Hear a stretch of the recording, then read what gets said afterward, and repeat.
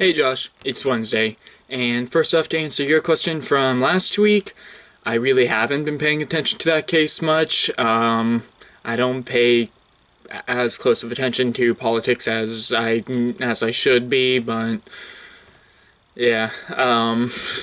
Quick answer for that one. So, what I want to talk about today is I'm actually going to talk about something somewhat educational for once. So, for a bit of backstory, I don't remember how it got brought up, but yesterday while I was at work, I was just like, Anglo-Saxon would be kind of a fun thing to learn. Like Gaelic and Anglo-Saxon would be kind of fun languages to learn. I had mentioned that, and one of my coworkers, actually my one of the shift managers, was just like, what even is Anglo-Saxon? And so I was just like, well, here's the thing. So I talked about the evolution of Germanic languages, and sort of gave examples of words that are in similar in German to English, because those are the only two Germanic languages that I know at the moment. I may learn some other ones. I don't know. We'll see. But I'm sure you know about the evolution of it as well, seeing as though you were doing journalism for a little while. But it was, I got to thinking, I was just like, it's kind of fascinating to see how language changes over time. So, like, for example, Anglo-Saxon, it went from Anglo-Saxon, which was Old English, if I remember correctly. Correct me if I'm wrong on that. But so Old English was almost identical to German from a few of the things that I've seen and heard, and just most of it is stuff that I found out about through Sleepy Hollow, actually, which I really missed that show, and it was really good. Mom and I both really enjoyed it. But there was one episode where they went to something where they were speaking Middle English, which that was around the time that I think I was in German 3. I was either in German 2 or German 3, and so it was very fascinating to hear them speaking in Middle English and being like, yeah, that sounds almost identical to German. Unfortunately, I don't remember too much German anymore. I know a few phrases like Entschuldigung bitte is excuse me please, and I know numbers, letters. I know a couple common terms like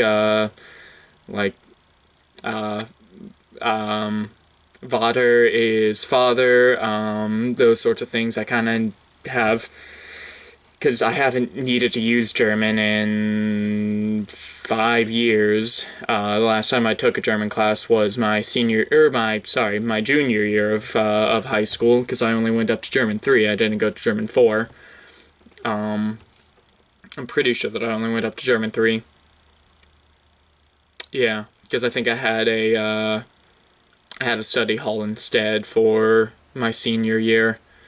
But anyway, but yeah, so unfortunately I don't remember a whole heck of a lot from German, but it's still very interesting to hear the evolution of language and how some phrases meant one thing and then nowadays they mean something else.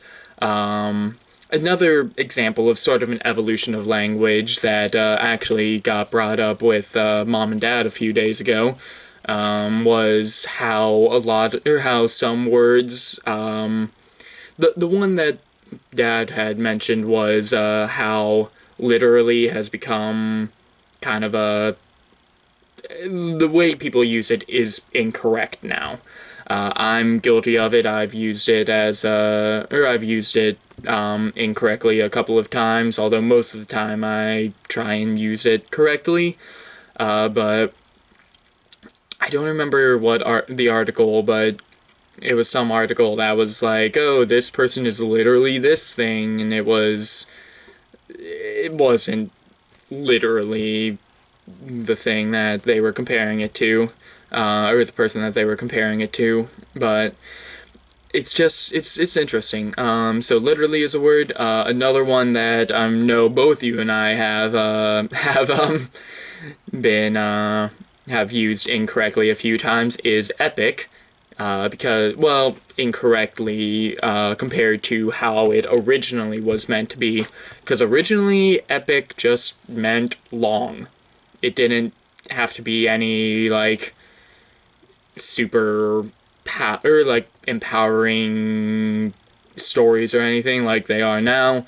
Like epic poems are just really long poems. So like in most of the time, the more the more well-known poems, such as like Iliad and Odyssey, and a lot of the other Greek and Roman mythologies, those were epics. But sorry, my hair looked weird there. Anyway, those were considered epic poems, and they were like these super, like I said, empowering stories of heroes and such. And so epic kind of has become known as like, oh, epic just means really powerful or really amazing or whatever. Another one that was actually, I don't remember when I found it out, but another word that's similar to that is awful. Because nowadays awful means like, oh, horrible and all, or like horrible, worst thing ever, or those sorts of things. When awful originally just meant, for lack of a better way of saying it, just being full of awe. Just like being wowed by something. So awful could have been good, it could have been bad. So it's just very interesting to see how language has changed a lot. And then also, I mean, obviously comparing Latin to every single language, just how similar, how many words have Latin roots in them now.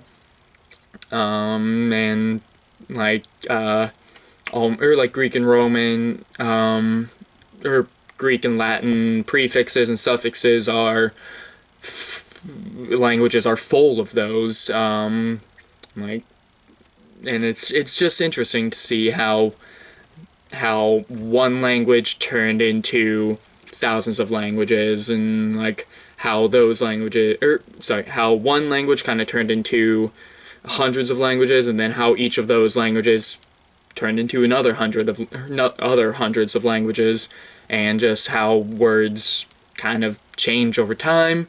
Literally is still a word that I feel people still misuse way too much.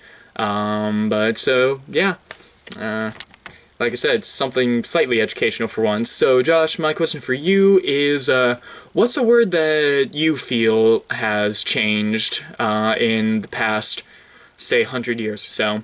So that'll do it for this video. So, Josh, I will see you on Friday. Later, bro.